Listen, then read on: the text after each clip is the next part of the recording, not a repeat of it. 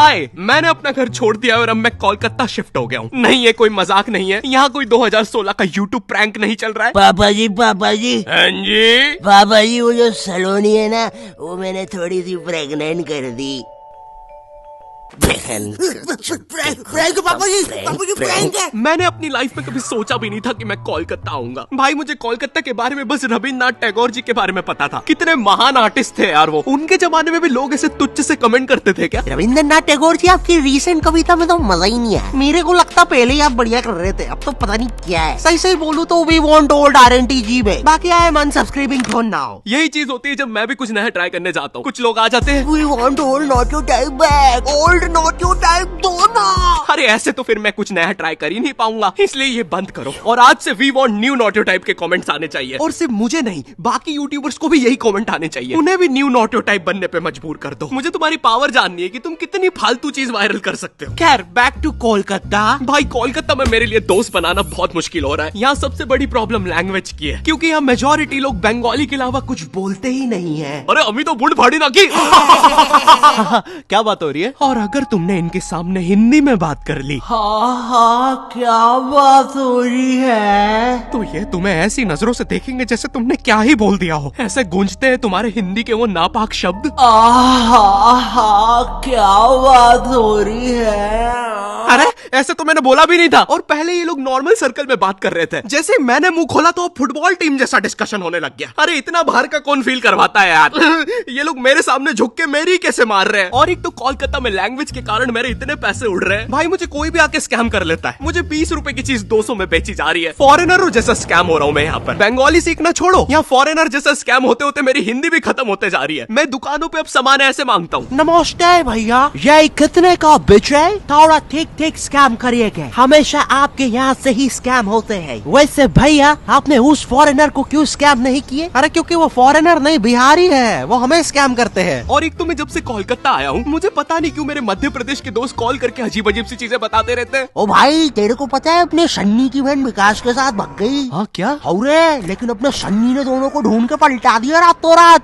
Jail में अभी सन्नी। ये बात कर। एक सेकंड, जेल? ए कोलकाता है मजे, नहीं तो हमको देखो ये जेल में मिक्सचर नमकीन खा रहे रोटी के साथ। ले रहे ये मिक्सचर भी एक्सपायरी करनी है, इतनी खाना, इज्जत ही नहीं भाई की। और तू देखना रे बाबा, कोलकाता में बालों से जादू हो जाते, नहीं तो अपने चाचा जी लंगड़े हो गए थे। लेकिन अपने चाचा जी की तो बाल ही नहीं थे। अरे तो झाट उखाड़ लियो कि मेरे को क्या पता रे, भूख लग रही इधर की जगह। ला रे वो गणी एक्सपायरी मिक्सचर खा पी के खत्म करूँ। और भाई, कोलकाता का मौसम, यहाँ इतनी सी बारिश होती नहीं है, पूरा कोलकाता डूब जाता है। और फिर उस डूबे हुए कोलकाता में करंट भी फैल जाता है। न्यूज में आ रहा है पानी में करंट फैल जाने के कारण हुई 25 मौतें। मुझे लगा 25 लोग मर गए। फिर मैंने नाव से जाके देखा तो पता चला मरा एक ही बंदा था। वो बस बार बार पानी में झटका खा के जिंदा हो जा रहा था। तो टेक्निकली वो एक ही बंदे की 25 मौतें हुई है। और भाई, कोलकाता में एक तो इतनी पतली पतली गलियां है। यहाँ मैं लड़ाई जीतने के बाद भी पतली गली से निकल के आता हूँ। एक तो जो मुझसे हारा है वो साला मेन रोड पे रहता है, तो अब वो वहाँ चौड़ा हो रहा है।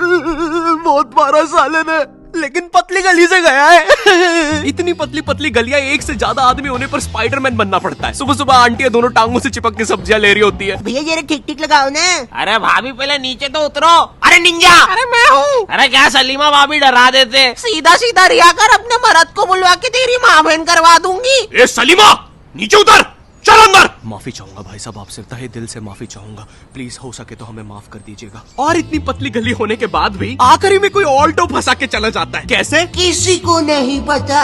आए दिन मुझे गली के साथ नई जोर जबरदस्ती देखना पड़ता है। कभी कोई ट्रक तो कभी कोई टेम्पू। गाड़ियां लाइन लगा के खड़ी रहती है बेचारी गली के बाहर। एक दिन एक पुलिस की गाड़ी आई तो सारी गाड़ियां अपना मुंह बांध कर भागने लगी। मेरी गली के कारण लोग अब मुझे गंदे लुक्स दे रहे हैं। ये देखो, चरित्रहीन गली में रहने वाला जा रहा है। सुना है कल रात में 2 ट्रक घुसे थे, आवाजें आ रही थी। मेरी गली की इतनी अजीब सी इमेज बन गई है। एक दिन एक पाजी साइकिल से निकला तो वो उदास हो गया, बोलता छी, चरित्रहीन गली, निकल के मजा ही नहीं आया। मैं जब कोलकाता आया था तो मुझे सबने बताया, ए बेटे, कोलकाता में ना स्वीट चीजें बहुत फेमस है, गुप्त रोग की दवा लेगा? तो मैंने सोचा कोलकाता आया हूँ, ट्राई करने में क्या दिक्कत है। और गुप्त रोग की दवा नहीं दादी, स्वीट्स ट्राई कर देते। स्वीट? तो मैं स्वीट ट्राई करने एक दुकान पे गया और उनके मेन्यू में पता है क्या था? चाय में रसगुल्ला, बेक्ड रसगुल्ला, गरम रसगुल्ला। मैं रसगुल्ला खाने आया हूँ, मुझे बेक रसगुल्ला मिल रहा है। अरे ये रसगुल्ला थोड़ी ना है, ये तो बस गुल्ला है। और यहाँ पर पानी पूरी का भी बुरा हाल है। बाय द वे, यहाँ पे पानी पूरी को लोग फुचका कहते हैं। ये रहा दादा, हमारा थम्स अप पुचका खाओगे? Thums Up puchka? ये सुन के मुझे इतना गुस्सा आया, मैंने अपना थम्स डाउन करके भैया के पुचके में घुसा पहुंचा दिया। अरे दादा टिप बाद में दे देते। कोलकाता आने से पहले मैं काफी ज्यादा एक्साइटेड था कि यहाँ तो मस्त घूमूंगा, टूरिस्ट वाले एक्सपीरियंस लूंगा। लेकिन यहाँ जो मेरे साथ किस्से हो रहे हैं वो मैंने लाइफ में कभी इमेजिन ही नहीं किए थे। एक बार मैं लोकल ट्रेन से जा रहा था, मुझे बस नेक्स्ट स्टेशन ही उतरना था, तो मैं ट्रेन में चढ़ गया। अच्छा सॉरी, चढ़ा दिया गया। क्योंकि भाई यहाँ की लोकल ट्रेन की भीड़ में जितना एक्सप्लेन करूँ उतना कम है। एक बार एक बंदा भीड़ से बचने के लिए ट्रेन के नीचे कूद गया। हाँ, उसे वहाँ कम चोटें आई। इतनी भसड़ होती है, तुम्हें चूज करना पड़ता है कि आज किस अंकल के अंडर आर्म सूंघते हुए जाना है। मुझे ढूंढना पड़ता है कि आज किस अंकल ने सबसे कम मेहनत करी, और जिस दिन कोई बेरोजगार मिल जाए। मैं जॉबलेस हूँ, मुझे कोई पसंद नहीं करता। अरे नहीं नहीं भाई, आई लव यू। जरा उस मेहनती बुड्ढे को देखो, साला दिन रात मेहनत करके अपनी फैमिली को पाल रहा है। हट बुड्ढे, नीच। और इतने भसड़ और पसीने के बीच में भी ट्रेन में एक केटीएम कपल होता है जिसे रोमांस सूझ रहा है। वो बंदा ऐसे खड़ा हुआ है गेट के पास अपनी बंदी को लेके कि कोई पास ना आ जाए। बगल वाले अंकलों को बस उतना पार्ट छोड़ के सब चिपका हुआ है बंदी से। इसे लगता है ये ऐसे करके 80 लोगों की भीड़ रोक लेगा। किस कर ले, कर लो, पक्का कर ले, कर लो, बहुत जम से कर देंगे। अबे देख क्या रहा है? सॉरी भाई, भीड़ में सेटिंग ही ऐसी हो रखी है, रुको। एक तो स्टेशन पे तुम्हें इतने भिन्न भिन्न प्रकार के लोग मिलते हैं। कुछ अंकल इतने स्किलफुल होते हैं, वो ट्रेन रुकने से पहले ही चढ़ जाते हैं, सटाक से गायब हो जाएंगे तुम्हारे साइड से। वो ट्रेन तो रुकने भी नहीं वाली थी, उसमें कैसे चढ़ गया ये? 8:05 पे आने वाली ट्रेन में 8:03 पे अंदर बैठे मिलते हैं। इनका ऑरा इतना ज्यादा, स्टेशन वाले ट्रेन अनाउंसमेंट रोक के इनका थीम सॉन्ग चला देते हैं। भीड़ है, डंग डंग डंग डंग डंग डंग डंग डंग डंग डंग। कभी ट्रेनों के बीच से निकल जाएंगे, कभी चलती ट्रेन से उतर के ट्रेन को ही हरा देंगे। आधे लोग तो ट्रेन में चढ़ते भी इसे देखने के लिए कि ये साला इतनी जल्दी जा किधर रहा है, कहीं उधर अच्छे दिन तो नहीं आ गए। पर फिर वो उन्हें भी चकमा देकर दूसरी ट्रेन में कूद जाता है। बेचारे दो क्यूरियस बंदे उसके पीछे जाने के चक्कर में ट्रेन में आ जाते हैं, और जो लोग उसके पीछे पहुंच भी जाते हैं उन्हें वो स्टेशन और जगह नहीं पता चलती, क्योंकि अभी भी अनाउंसमेंट में अंकल का थीम सॉन्ग चल रहा है, डंग डंग डंग डंग डंग। लेकिन मैं कुछ भी बोलूं, कोलकाता जितनी कलरफुल सिटी, जितना कल्चर यहाँ पर है उतना इंडिया में कहीं पर भी नहीं है। और यहाँ का सबसे बड़ा फेस्टिवल दुर्गा पूजा, भाई ये जितना ब्यूटीफुल होता है उतना केओटिक भी। इसकी स्टार्टिंग में लोग तुम्हारे घर पे चंदा मांगने आते हैं। ये रहा दादा 10,000 टोको, और नहीं दो तो ईश्वर के लिए ऐसा करोगे? एक तो ये चंदे वालों का ब्लैकमेल हर जगह सेम ही होता है। मैं जब मध्य प्रदेश में रहता था तब भी वहाँ पे रावण बनाने के लिए ऐसे ही करते थे। नहीं दोगे 51 रुपए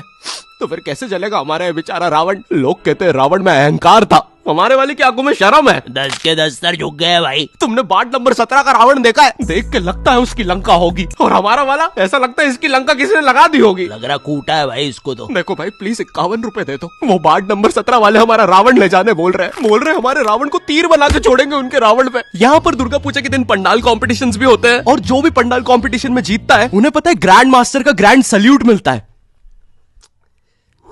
झूम झूम कर धूम मचा संग झूमे सारा इंडिया।